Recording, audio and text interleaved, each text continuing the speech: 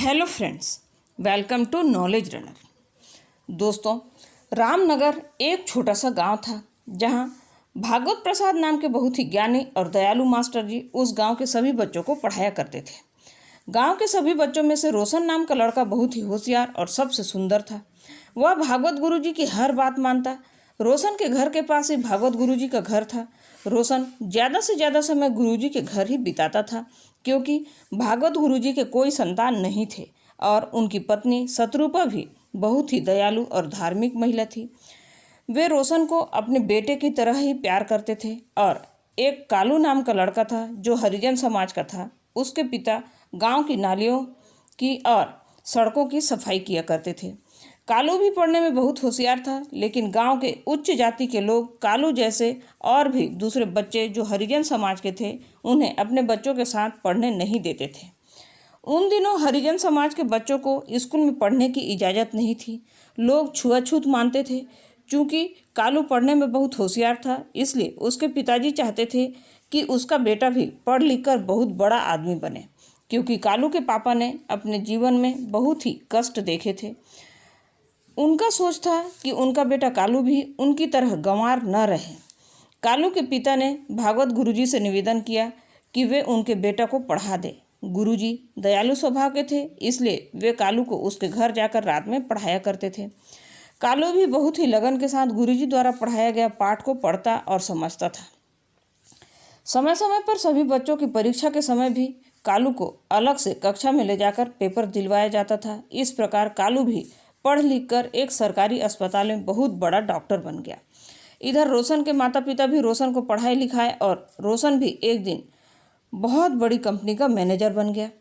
रोशन एक समझदार, होशियार और सुंदर लड़का था, इसलिए उसी कंपनी के मालिक ने अपनी बेटी की शादी रोशन के साथ कर दी। अब रोशन कभी कभी गांव आता तो वह भागवत गुरुजी से जरूर मिलता और अपने घर आने का न्योता भी देता। समय धीरे धीरे बीतता गया। रोशन के माँ बाप दोनों मर गए तो रोशन का गांव आना भी बहुत कम हो गया, लेकिन जब भी वह गांव आता वह भागवत गुरुजी से जरूर मिलता। एक दिन रोशन ने भागवत गुरुजी को अपना विजिटिंग कार्ड देते हुए कहा, गुरुजी, आपका जब भी मन करे हमारे घर जरूर आइएगा। गुरुजी उसे ढेर सारा प्यार और आशीर्वाद देते। भागवत गुरुजी समय के साथ साथ बूढ़े हो चले थे, इसलिए आए दिन कुछ न कुछ परेशानियों का सामना करना पड़ता था। एक दिन डॉक्टर ने भागवत गुरुजी को बताया कि उनकी तबीयत ज़्यादा खराब हो रही है, उन्हें टीबी की बीमारी हो गई है और उन्हें शहर जाकर इलाज कराना होगा। डॉक्टर की बात सुनकर दोनों पति पत्नी सोच में डूब गए कि शहर में तो हमारा कोई नहीं है, फिर हम कहाँ जाकर इलाज कराएंगे।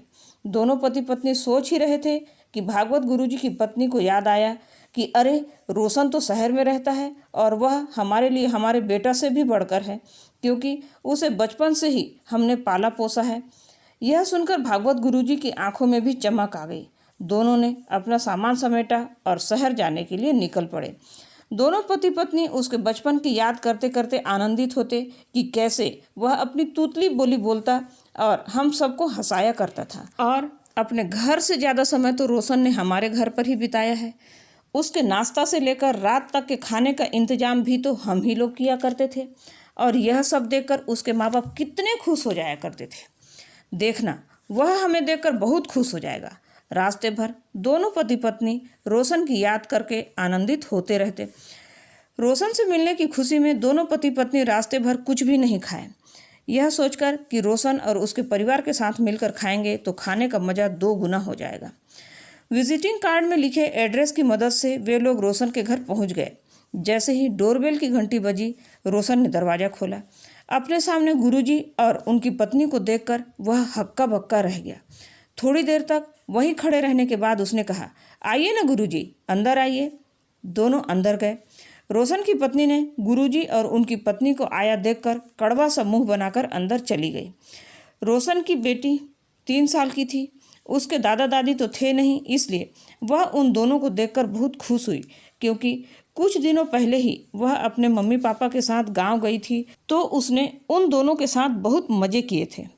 वह गुरुजी को दादा दादा कहकर उनकी गोद में बैठ गई। रोशन की पत्नी ने नौकरानी से कहकर उन दोनों के लिए चाय और बिस्किट हॉल में ही भिजवा दिया और रोशन को कमरे में बुलाकर बोली, इन्हें क्यों बुला लिया आपने? शाम को मेरी सहेलियां किटी पार्टी के लिए आती हैं, आपको मालूम नहीं है? अब ये सब कैसे मैनेज हो पाएगा? और उसने कहा, आपने देखा हमारी बेटी भी उनकी गोदी में कैसे बैठ गई थी। बुढ़े को बीमारी है और वही बीमारी कहीं हमारी बेटी को लग गई तो? इस पर रोशन ने कहा, मुझे क्या मालूम था कि ये लोग सच में ही आ जाएंगे। गुरुजी और उनकी पत्नी उन दोनों की बातें सुन रहे थे। उन्होंने चाय और बिस्किट को हाथ भी नहीं लगाया और चुपचाप अपना सामान लेकर बाहर निकल गए। चलते चलते वे दोनों बहुत दूर निकल गए। अब रोशन और उसकी पत्नी ने हॉल में जाकर देखा तो वे दोनों वहाँ पर नहीं थे। दोनों ने इधर उधर ढूंढा और बाहर जाकर वॉचमैन से पूछा तो उसने बताया कि कुछ देर पहले ही एक बूढ़ा और एक बुढ़िया यहाँ से बाहर निकले हैं। यह सुनकर दोनों ने चैन की सांस ली। गुरुजी और उनकी पत्नी चलते चलते भूख प्यास में इतने तड़पने लगे कि दोनों एक जगह बैठ गए और वहीं बेहोश हो गए। जब उन दोनों की आंखें खुली तो वे दोनों एक अस्पताल में थे और उनके सामने एक काला सा हट्टा कट्टा नौजवान आदमी खड़ा था। उसने गुरुजी से हाथ जोड़कर कहा, गुरुजी, आपने मुझे पहचाना? मैं आपका विद्यार्थी कालू हूँ, जिसे आप रात रात में आकर मेरे घर में ही पढ़ाया करते थे। गुरुजी को याद आ गया, यह वही हरिजन लड़का है जिसका बाप गांव में नालियाँ और सड़कें साफ किया करता था। कालू ने बताया, गुरुजी, मैं इस सरकारी अस्पताल में डॉक्टर हूँ। यहाँ का सारा मैनेजमेंट मैं ही देखता हूँ। और उसने खुश होकर अपने कर्मचारियों को हंसते हुए बताया कि ये मेरे सबसे खास रिश्तेदार हैं। और वहाँ सभी को अपना अपना काम समझाकर कहा, मैं अपने रिश्तेदारों को घर पहुँचाकर आता हूँ। और उन दोनों को अपनी चमचमाती कार में बैठाकर अपने बंगलों में लेकर चला गया। कालू ने पहले ही अपनी पत्नी को फ़ोन करके बता दिया था कि उसके गुरुजी आ रहे हैं, तो उसने उनके स्वागत के लिए सारा इंतजाम करके रखी थी। कालू की पत्नी ने पूछा, आप अभी घर आए हैं? मुझे तो विश्वास ही नहीं होता कि आप अपनी ड्यूटी छोड़कर आ गए। तब कालू ने खुश होकर बताया कि ये मेरे सबसे खास रिश्तेदार हैं, इसलिए मैंने अपने ही बनाए नियमों को तोड़ दिया है। चाहता तो ड्राइवर भी गुरुजी को घर छोड़ सकता था, लेकिन मुझे वो खुशी नहीं मिलती जो मैं स्वयं इन्हें लेकर आया हूँ। इतना सुनकर दोनों पति पत्नी के आंखों से आंसुओं की झड़ी लग गई। उन्होंने अपने मन में सोचा, एक वो जिसे हमने अपने बेटे से भी बढ़कर प्यार किया और एक ये जिसे लोगों ने हरिजन कहकर छुआछूत की भावना से छूना तो दूर अपने पास भी नहीं आने देते थे। गुरुजी और उनकी पत्नी ने कालू को दिल से आशीर्वाद दिया। कालू को गुरुजी की बीमारी के बारे में पता चला तो उसने उनका इलाज किया और हमेशा के लिए अपने पास अपने माता पिता के रूप में रख लिया। तो दोस्तों, आज की यह कहानी आपको कैसी लगी कमेंट करके ज़रूर बताइएगा। और यदि आपको जिस भी गुरु ने ऐसा सपोर्ट किया हो उनका नाम कमेंट बॉक्स में ज़रूर लिखिए। अपनी गुरु दक्षिणा को पूरा कीजिए। और यदि यह कहानी आपको पसंद आए तो लाइक ज़रूर कीजिए और अपने दोस्तों में शेयर कीजिए। आप हमारे चैनल में नए हैं तो सब्सक्राइब ज़रूर कीजिए इसी प्रकार के इमोशनल और मोटिवेशनल वीडियो के लिए। तब तक के लिए take care, bye, thanks for watching.